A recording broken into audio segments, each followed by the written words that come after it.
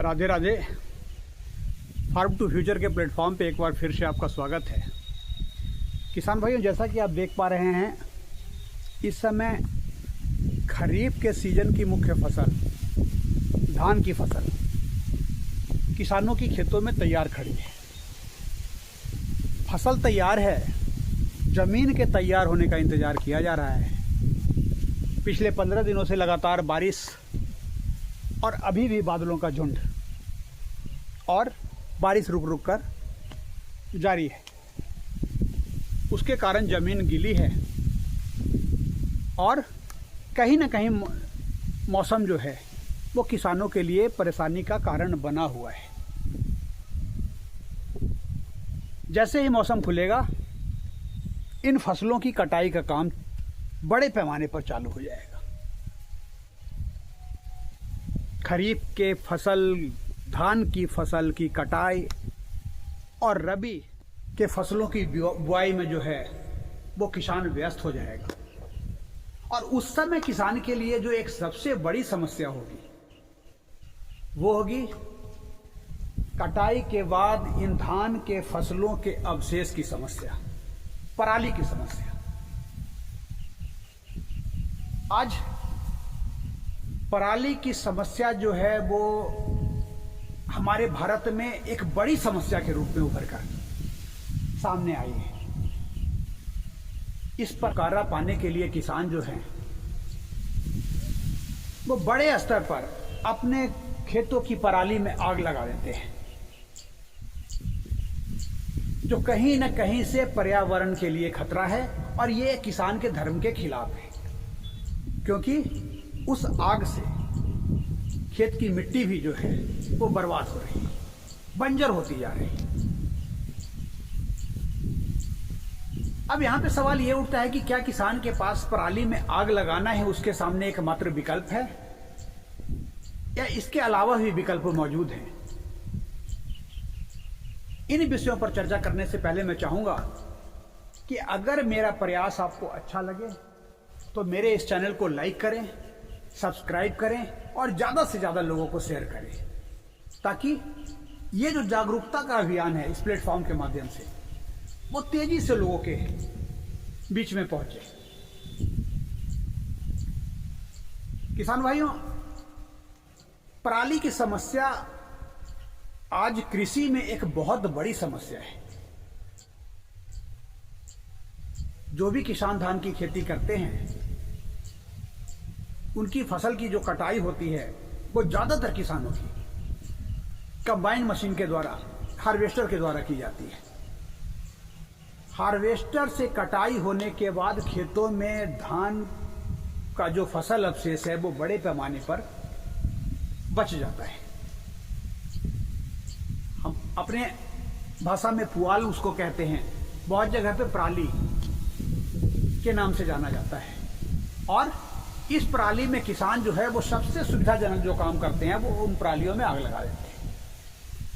उस आग लगाने से जो बाद में कितनी बड़ी समस्या पैदा होती जा रही है, उस विषय पर एक किसान ज्यादा ध्यान नहीं देता है। जबकि ये जो है किसी भी दृष्टि से एक बेहतर विकल्प नहीं है। किसान कहीं से भी अच्छा नहीं कर रहे हैं।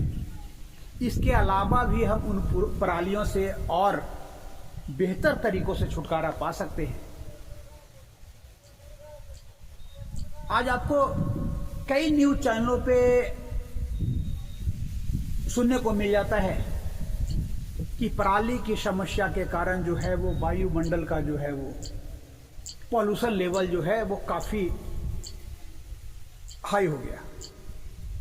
उसका प्रभाव किस पर पड़ता है? डायरेक्ट या इनडायरेक्ट रूप से वो किसान भी उसका भुक्तभोगी होता है, उस किसान का फ्यूचर भुक्तभोगी होता है, उस किसान का परिवार भुक्तभोगी होता है। और जिस जमीन पे हम किसानी कर रहे हैं, किसानी रूपी धर्म का पालन कर रहे हैं, उस जमीन को भी नुकसान पहुंचा रहे हैं, जो कि ये किसान का धर्म नहीं है। तो यहां पे अच्छा ये है कि पराली में आग लगाने से और जो बेहतर विकल्प किसान के सामने मौजूद है, किसान उसका चुनाव करे। और वो विकल्प क्या है? आज बहुत इस प्रकार की मशीनें चल गई हैं जिनको ट्रैक्टर में अटैच करके, और वो मशीन जो है वो खेतों की पराली इकट्ठा करने का काम करती है, उसको बंडल बना देती है और बंडल बना के खेतों में इकट्ठा कर देती है। उन बंडलों को उठाकर एक जगह स्टॉक कर दिया जाता है, और स्टॉक करने के बाद आवश्यकता के अनुसार पशुधन के चारे के हिसाब से उनकी कटाई करके पशुओं के चारे के रूप में उसका इस्तेमाल किया जाता है। अगर हम ऐसा करते हैं तो दो फायदा है। पहला ये कि वायुमंडल प्रदूषित नहीं होगा, हमारी जमीन खराब नहीं होगी, और पशुओं को आसानी से चारा उपलब्ध हो जाएगा। हाँ, मैं मानता हूं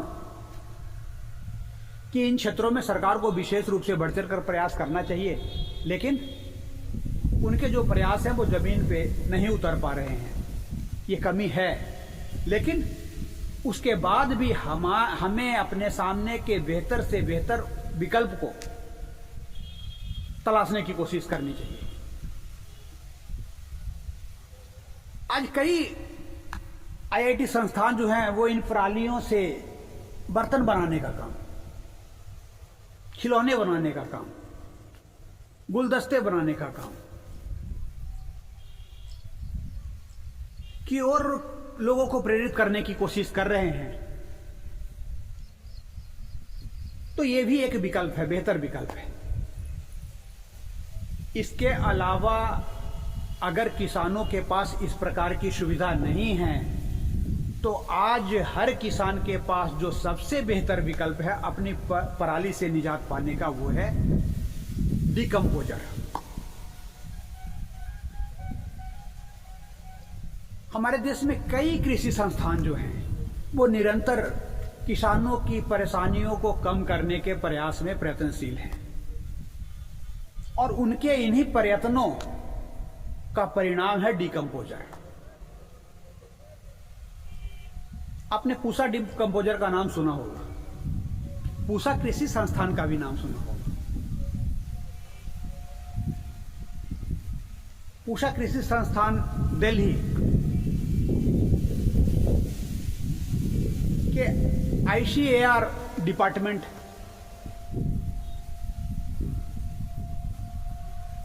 के बायोलॉजिकल डिपार्टमेंट ने बहुत पहले जो है इस डिकम्पोजर को किसानों के लिए उपलब्ध करा दिया था,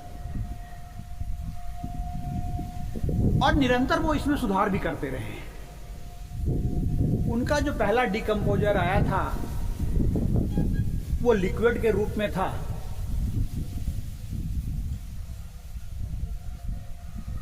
और उसका स्प्रे फसल अवशेषों पे करना होता था, और वो डिकम्पोजर था वो उसमें इस प्रकार के जीवाणु होते थे जो आपके फसल अवशेष को गलने में सहायता करते थे, और उनके इस्तेमाल के बाद जो है वो फसल अवशेष काफी तेजी से जो है वो गल जाते थे, सड़ जाते थे, और सड़ने के बाद वो आपकी जमीन के लिए उर्वरक का काम करते थे। वैज्ञानिकों ने ये अनुभव किया कि ये जो डिकम्पोजर है इसके ट्रांसपोर्टेशन में दिक्कत है, दूर दूर तक इसको आसानी से भेजा नहीं जा सकता है, क्योंकि 1 एकड़ के लिए वो जो डिकम्पोजर जो है वो 10 लीटर के आसपास इस्तेमाल करना होता था, और 10 लीटर को अगर किसी दूसरी जगह पे ट्रांसपोर्ट के माध्यम से भेजा जाए तो उसमें दिक्कत होती थी। इसलिए उसमें सुधार करके उन्होंने कैप्सूल के रूप में डिकम्पोजर जो है वो किसानों के लिए मार्केट में उपलब्ध करवाया, जिसके विषय में मैंने पीछे भी लाइव स्ट्रीम में की थी। 4 कैप्सूलों का एक सेट होता है, और उसे तैयार करने के लिए हमें 150 ग्राम खाने वाले गुड़ की आवश्यकता पड़ती है। पानी को उबालकर और उस गुड़ को उस पानी में मिला देते हैं, उसके बाद थोड़ी देर तक उबालते हैं। थोड़ी देर तक उबालने के बाद आग पर से उस बर्तन को हम नीचे उतार देते हैं ताकि पानी जो है वो कुछ ठंडा हो जाए। फिर उसे हम किसी चौड़े ट्रे में डाल लेते हैं 5 लीटर पानी को, 5 लीटर पानी प्लस 150 ग्राम गुड़, और डालने के बाद उसमें 50 ग्राम बेसन हम मिक्स कर देते हैं। पानी उस हिसाब से गर्म होना चाहिए कि जो बेसन है वो गुठलियों में परिणत ना हो। मिक्स करने के बाद हम वो चारों कैप्सूल बारी बारी से है जो खोलकर उसके जीवाणु को हम उस मिक्सचर में मिला देते हैं। डायरेक्ट कैप्सूल भी हम डाल सकते हैं, लेकिन कैप्सूल को गलने में 1 दिन के आसपास का टाइम लग जाता है, इसलिए आपका जो मिक्सचर है वो तैयार होने में 1 दिन एक्स्ट्रा लग जाता है। लेकिन उससे के लिए ये जरूर अच्छा होता है कि हम कैप्सूल को खोल के उसके पाउडर को जो है उस मिक्सचर में मिलाएं। मिक्सचर में पाउडर को अच्छी तरह से घोल लेने के बाद, अगर हम हाथ से घोलते हैं तो ध्यान देने वाली बात यह है कि चूंकि हम जीवाणु मिक्स कर रहे हैं तो हाथ जो है वो हमारे ढके होने चाहिए, चाहे किसी पॉलीथीन से चाहे ग्लव से। अगर हम मिक्सचर बना लेते हैं तो उसे 4 से 5 दिन के लिए किसी छायादार जगह में उस ट्रे को हम रख देते हैं, एक कपड़े से ढक देते हैं। 5 से 6 दिन में ये मिक्सचर आपका जो है डिकम्पोजर के रूप में परिणत हो जाता है। 5 से 6 दिन के बाद इस 5 लीटर के मिक्सचर को आप 200 लीटर के पानी के ड्रम में मिला के 1 एकड़ पे इसका छिड़काव कर सकते हैं। अगर आपके खेत ज्यादा हैं तो इसे हम मल्टीपल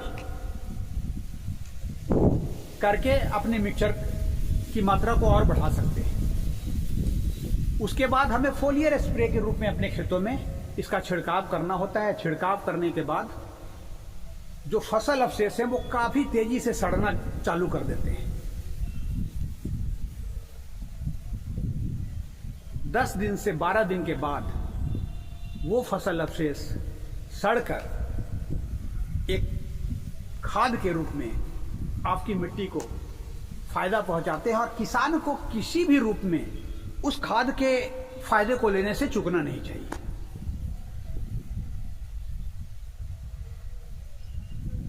पूसा के वैज्ञानिकों ने ये जो डिकम्पोजर तैयार करने में जो टाइम 5 से 6 दिन का लगता है, उस समस्या से निजात पाने के लिए जो अभी जो लेटेस्ट टेक्नोलॉजी विकसित की है, वो उन्होंने डिकम्पोजर को पाउडर फॉर्म में हम किसानों के लिए उपलब्ध कराया है। और उस पाउडर के एक पाउच को, पैकेट को हम 200 लीटर पानी में डायरेक्ट मिक्स करके उसको घोल करके और हम अपने खेतों में फोलियर स्प्रे के रूप में उसको इस्तेमाल कर सकते हैं।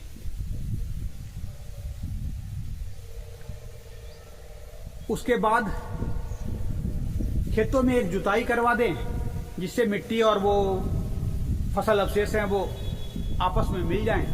अगर आपके पास टाइम है, किसान के पास टाइम है, तो खेतों का पटवन करवा दें। पटवन करवाने के बाद जब खेत आपके जोतने के लिए तैयार हो जाते हैं, तो आपके लिए ये जो फसल अवशेष है ये बहुत बड़े प्लस पॉइंट का काम करती है, खाद का काम करती है, और आपकी फसल को बेहतर ग्रोथ देती है। मैं पूसा के डिकम्पोजर की ही बात नहीं कर रहा हूं, मार्केट में कई प्रकार के ऐसे डिकम्पोजर इस समय उपलब्ध हैं। तो मेरे विचार से पराली में आग लगा कर जो अवशेषों से छुटकारा एक किसान पाता है, उससे कहीं बेहतर विकल्प है इस डिकम्पोजर का इस्तेमाल करके उस पराली की समस्या से निजात पाने का। इससे एक तरफ आपके खेतों की उर्वरा शक्ति बढ़ती है, दूसरी तरफ पर्यावरण को नुकसान नहीं पहुंचता है, और किसान कभी भी एक ऐसा काम नहीं कर सकता है जिससे कि उसके द्वारा किए गए कामों का दुष्परिणाम किसी दूसरे को भुगतना पड़े। अभी समय है किसान भाइयों, धान की कटाई का। पराली की समस्या जो है हमारे सामने आने वाली है, तो बेहतर है कि उसके विषय में सोचना हम अभी से ही चालू करें।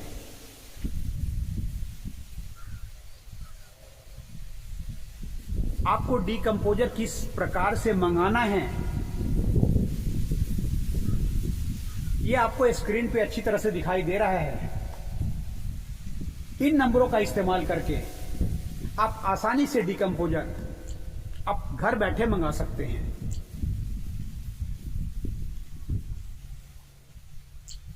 तो हम इस बेहतर विकल्प का इस्तेमाल करें, पर्यावरण को दूषित होने से बचाएं, अपने खेतों की मिट्टी को दूषित होने से बचाएं, उनको खराब होने से बचाएं, उनको बंजर होने से बचाएं। यही एक किसान का धर्म है।